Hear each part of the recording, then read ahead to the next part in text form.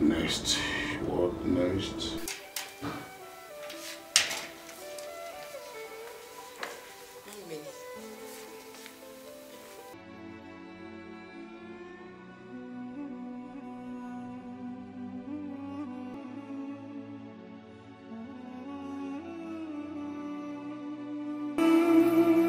So tí ò bá gbà ńkọ́,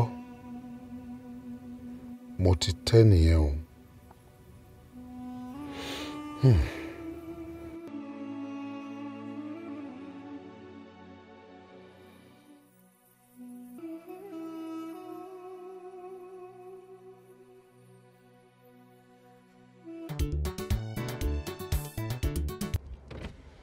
Good morning, Brother Ayinla.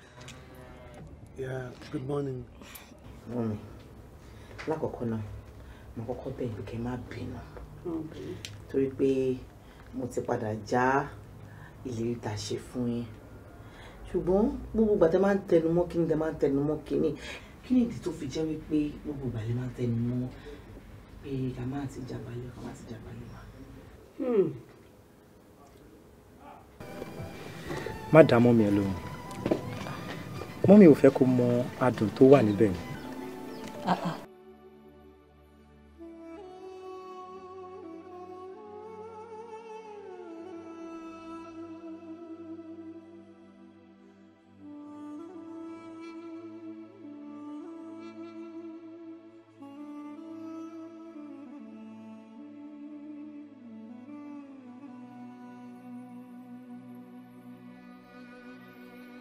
Pààyàn ni ọ́.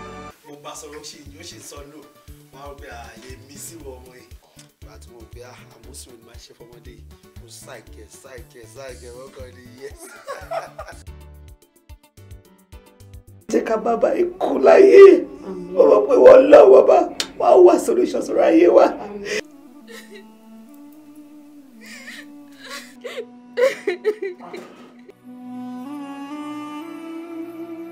Hold on.